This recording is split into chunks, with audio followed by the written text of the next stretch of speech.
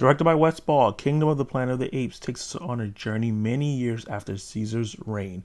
A young ape embarks on a quest that challenges his understanding of the past and forces him to make decisions that will shape the future of both apes and humankind. Initially, when I saw the trailer for this movie, I was like, oh god, another one? Another one. Okay, DJ Khaled, yes, I get it. We're getting another one. But this movie blew me away instantly. The first 20 minutes of this film showcases stunning visuals, amazing scope, and some of the best VFX I've ever seen. The modern Planet of the Apes movies have had amazing CGI work done, especially in those last two that came out that Matt Reeves directed.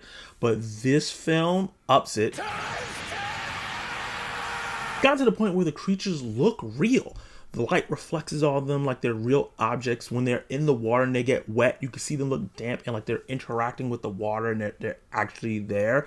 It becomes to a point where you get so immersed with the characters because you're forgetting that you're looking at CGI constructs and you're looking at real characters. It's really crazy and it's mind-blowing, mind-twisting. And speaking of the characters in the Caesar trilogy is what really made that movie work. You got really engaged into them as characters and wanted to root for them, especially Caesar. The goat!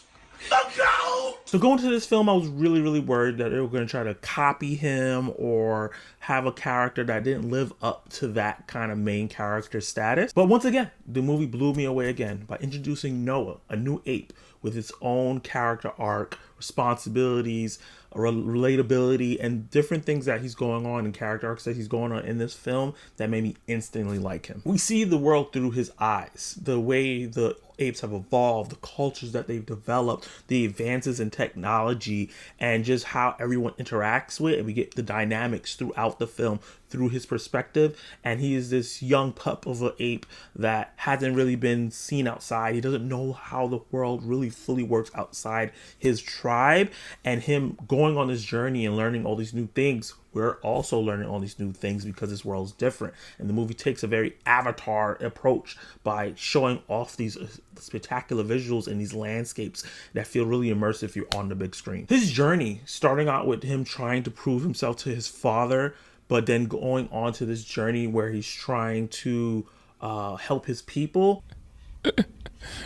Sensational. Proximus Caesar, that monkey you see with the crown in the trailer, he is a highlight in this film. He is the antagonist. He is a charismatic king who has very complicated personality wants and things like that. And I don't want to call him a villain because I think he's way more complicated than just a plain old villain. I call him the antagonist because he's opposite of Noah. But what he wants, I understood why he wanted to do what he wanted to do, even though maybe he was going about it the wrong way. It just depends because there's so many different layers to this film. I understood his position. It was kind of a hard thing to be like, you know what? I don't know if you're completely wrong, but at the same time, I'm human. And what's really interesting with his character and many other characters in this film is how they interpret Caesar's, his life, and how it's become myth, and how this character, Proximus Caesar, you know, trying to take that name, has interpreted it in a much different way. So if you watched the old one, the Matt Reeves, the Caesar trilogy, you have an appreciation for what they're doing here with his legacy.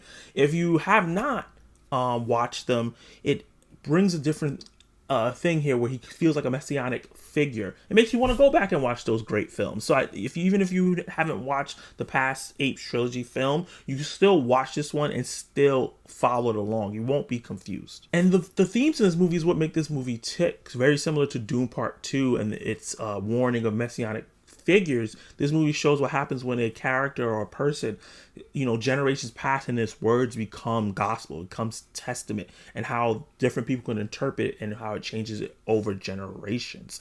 And they really treated Caesar like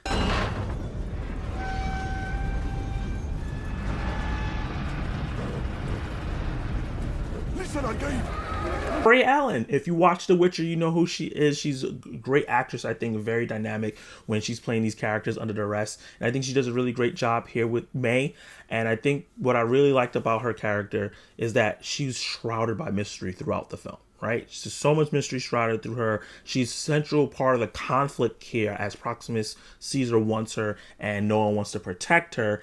And she has a lot of different layers going on and they get peeled back and revealed as the movie goes on and creates a very interesting conflict that is already in between these two behemoth apes that already have a very interesting conflict. It really poses a question: can two very highly intelligent life forms coexist, or will they always be at war?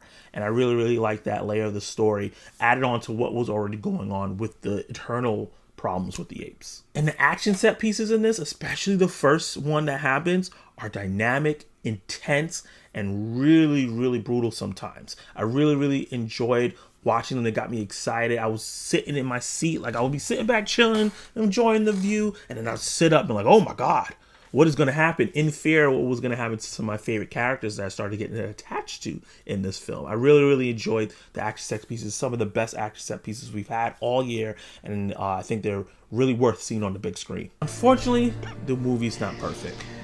I know, Rick Grimes. I know. I get it. But I gotta explain it to the people. Well, the movie brings up interesting themes, characters, locations, lore, and all these different things. I feel like, I don't want to call it shallow, but it doesn't dive deep enough into these themes, kind of like what the past films does, to really knock down the messaging and the story as much. I think it could have been a lot more impactful if they spent a little bit more time developing certain things with Proximus Caesar, with Noah, with some other characters that I don't want to spoil inside the story, to have that connective tissue that could have took this movie over the edge. I still think it's great, but this could have been perfect if they really spent the time.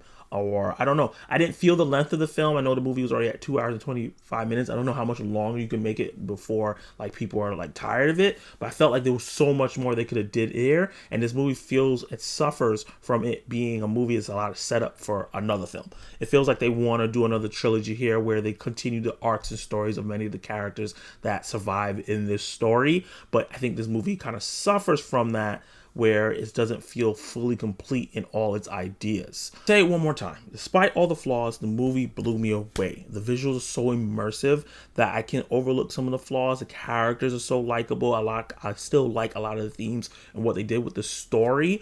So I can overlook some of the flaws a little bit, but they are there, and it makes it not a perfect experience. But it does remind me of some of my favorite video games of all time, like The Last of Us and Horizon Zero Dawn, kind of that exploration of the world, the character arcs and everything like that, but in the best way possible. It made me really excited to see this franchise continue, and that's what the first of a new trilogy should do. It should set it up in a way where I want to see what happens with the rest of these characters in this world. So with that said, I'm going to give this movie a B+.